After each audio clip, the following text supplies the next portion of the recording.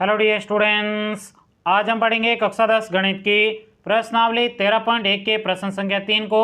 चलिए आज की क्लास को स्टार्ट करते हैं। तो देखिएगा प्रश्न संख्या 3 में कहा जा रहा है, निम्नलिखित बंटन एक मोहल्ले के बच्चों के दैनिक जेब खर्च दर्शाता है। माध्य जेब खर्च 18 रुपये है। लुप्त बारंबारता एफ ज्ञात कीजिए। देखिएगा साथियों, प्रश्न आपके बहुत ही ज़्यादा सिंपल है। सबसे पहले आपको प्रश्न समझ में आना चाहिए कि प्रश्न में आपको दिया क्या है और आपको निकालना क्या है। तो ध्यान से देखो, प्रश्न में आपको दिया गया है माध्य जेब खर्च 18 रुपये है, ये आपको दिया गया है और आपसे पूछा गया है लुप्त बारंबारता एफ ज्ञात कीजिए। यानी जो आपको यहाँ पे टेबल दी गई, इस टेबल में आपको एफ का मान निकालना है। अब ये एफ का मान कैसे निकलेगा, इसके लिए आपको क्या करना है, यहाँ पे जो टेबल दी गई, इस टेबल का आपको क्या निकालना है, माध्य निकालना है। माध्य निकालने पर आपको सिंपल तरीके से एफ का मान प्राप्त हो जाएगा। अब ये माध्य कौन सी विधि से निकालना है, क्योंकि माध्य निकालने के लिए आपके टोटल 3 विधियां हैं। तीनों विधियों से आप माध्य निकालोगे तो माध्य आपके निकल जाएगा। लेकिन आपके लिए प्रश्न में जो प्रश्न दिया गया है, टेबल दी गई होती है, इसको देखकर आपको पता करना है कि इन तीनों में से कौन सी विधि से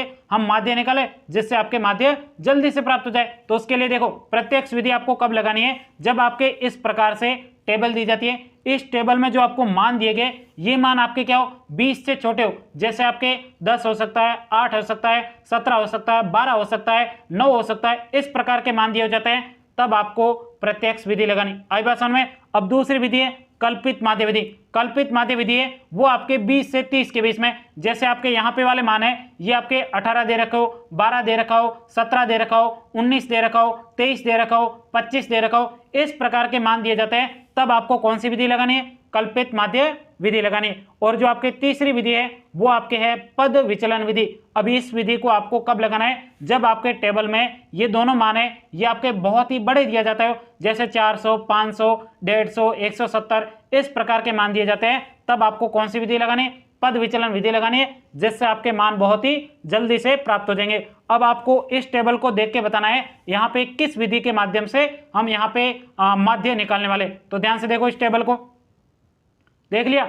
इस टेबल को आपने देखने पर पता किया होगा, ये मान है, ये आपके 20 के आसपास है। इसका मतलब आपको कौन सी विधि से माध्य निकालना है, कल्पित माध्य विधि से यहाँ पे आपको इस प्रश्न का माध्य निकालना है, जिससे आपको सिंपल तरीके से बारंबारता एफ प्राप्त हो जाएगी। तो सबसे पहले आपको कल्पित माध्य विधि का सूत्र पता होना चाहिए। तो सूत्र होता है आपके माध्य बराबर a plus sigma f i d i बटे सिग्मा एफ आई। अब यहाँ पे ए क्या होता है, कल्पित माध्य। डी आई क्या होता है, डी आई होता है आपके विचलन। विचलन का मान कैसे निकालोगे, डी आई का एक्स आई में से ए घटा दोगे तो आपको डी आई का मान पता चल जाएगा। एफ आई का मतलब बारंबारता होता है, सिग्मा का मतलब जोड़ करना होता है। तो आइएगा बिल्कुल सिंपल तरीके से अब हम इस प्रश्न को सोल्व करते हैं। सबसे पहले यहाँ पे हम लिखेंगे हल।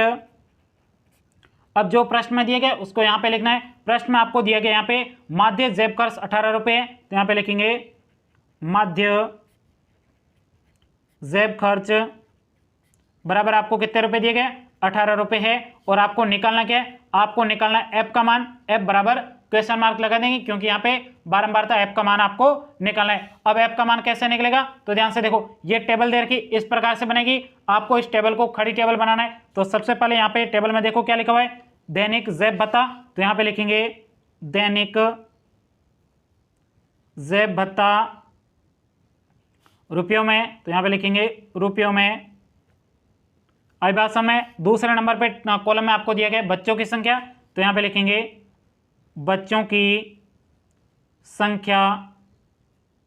आई बात समझ में। अब यहाँ पे जो ये मान दे रखे थे, इन मानों को यहाँ पे इस टेबल में वापस से लिख देना है। तो यहाँ पे देखो मान दे रखे 11 से 13, फिर 13 से 15, 15 से 17, इस प्रकार से दो दो के गैप के माध्यम से आपको मान दिए गए। तो यहाँ पे लिख देते हैं 11 से 13, 13 से 15, 15 से 17, 17 से 19, 19 से 21, 21 से 23, 23 से 25, ये आपको यहाँ पे मान दिए गए थे। और उसके बाद में यहाँ पे बच्चों की संख्या आपको दे रखी है 7, 6, 9, 13। तो यहाँ पे लिखेंगे 7, 6, 9, 13। उसके बाद में है F 5 और 4, तो यहाँ पे लिखेंगे F 5 और ये आपको 4। ये आपको बच्चों की संख्या दे रखी थी। अब बच्चों की जो संख्या होती है, यहाँ पे आता है आपके बारंबारता, इसको बोलते हैं एफ आई।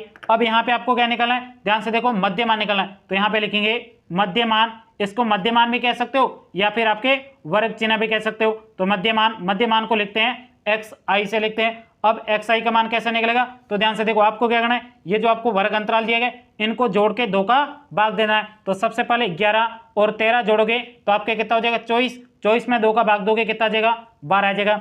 उसके बाद में आप अगला देखो 13 और 15 जोड़ोगे तो कितना हो जाएगा 28, 28 में आपके 2 का भाग दोगे कितना आ जाएगा 14 आ जाएगा। उसके बाद में आप देखोगे यहाँ पे क्या है, 2 2 के आपके जोड़े में बन रहे, जैसे 12 में 2 जोड़े 14, यहाँ पे भी आपके 2 2 का अंतराल था तो यहाँ पे भी 2 2 को जोड़ के आप ये पूरे मध्यमान लिख दो। तो यहाँ पे क्या हो जाएगा 16, 18, 20, 22 और ये आपके 24 हो जाएगा। अब आपको पता नहीं चल रहा है तो आपको क्या करना है, इन दोनों को जोड़ना है, 2 का भाग दोगे वापस आपके यही आने वाला। आई बात समझ में, तो मध्यमान हमने निकाल दिया। अब यहाँ पे आपको डी आई का मान निकालना है, तो डी आई का मान कैसे लगेगा, तो यहाँ पे डी आई बराबर डी आई का मान निकलता है आपके एक्स आई माइनस ए करने पर आपको डी आई का मान पता चलता है। अब ये ए कहाँ से लेना है, तो ध्यान से देखो, ए का मान आपको जो मध्यमान दिया गया है इसमें जो बीच में संख्या है वो आपको कल्पित माध्य ले लेना है। तो यहाँ पे देखो 3 ऊपर 3 नीचे, बीच में कौन सा है, यहाँ पे बीच में आपके 18 है, तो यहाँ पे ए बराबर आपके क्या हो जाएगा 18 हो जाएगा।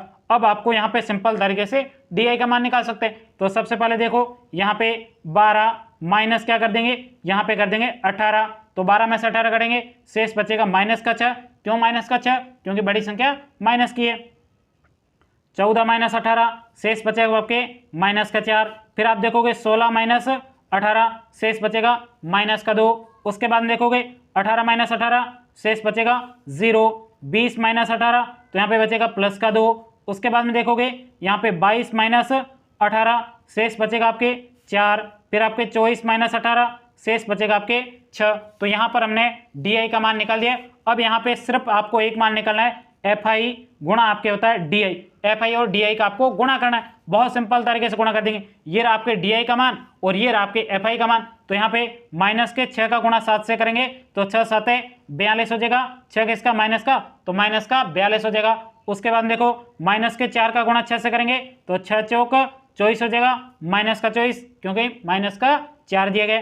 फिर माइनस के 2 का गुणा 9 से करेंगे तो माइनस का आपके 18 हो जाएगा। फिर आप देखोगे 13 गुणा 0 से तो यहाँ पे 0 हो जाएगा। फिर f का गुणा 2 से करोगे तो ये आपके 2f हो जाएगा। उसके बाद में 5 का गुणा 4 से 5 चौक 20 हो जाएगा। फिर आपके 6 का गुणा 4 से करोगे 6 चौक 24 हो जाएगा। अब यहाँ पे क्या करना है, सिंपल तरीके से आपको टेबल बना देनी है। तो आइएगा बिल्कुल सिंपल तरीके से यहाँ पे हम क्या करते हैं, एक टेबल बना देते हैं।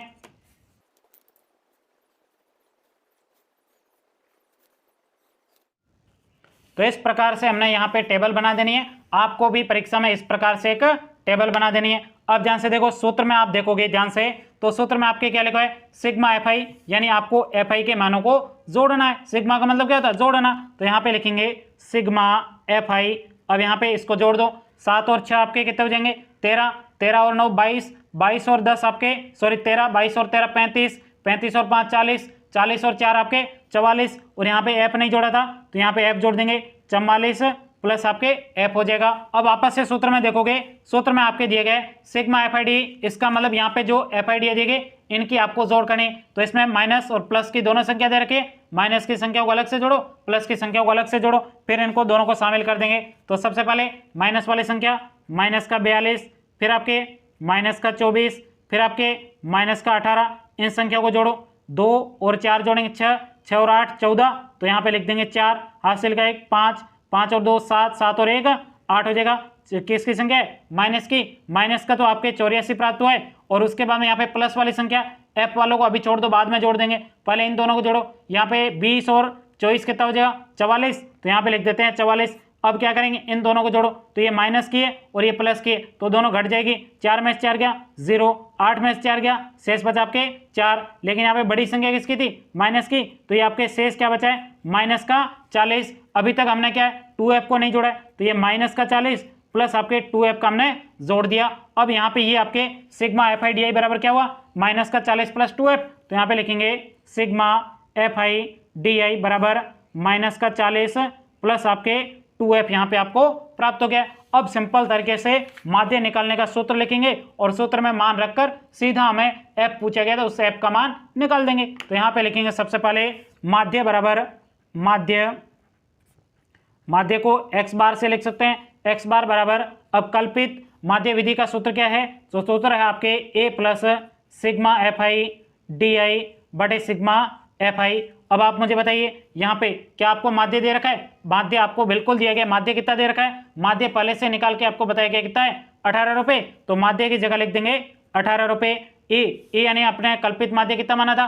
18। तो यहाँ पे लिख देंगे 18 प्लस की जगह प्लस। अब sigma f i d i, तो sigma f i d i का मान ये रहा आपके -40 + 2f। तो यहाँ पे लिखेंगे -40 + 2f बटा अब सिग्मा एफ आई, तो सिग्मा एफ आई का मान ये रहा 44 + f। तो यहाँ पे लिखेंगे 44 प्लस आपके f हो जाएगा।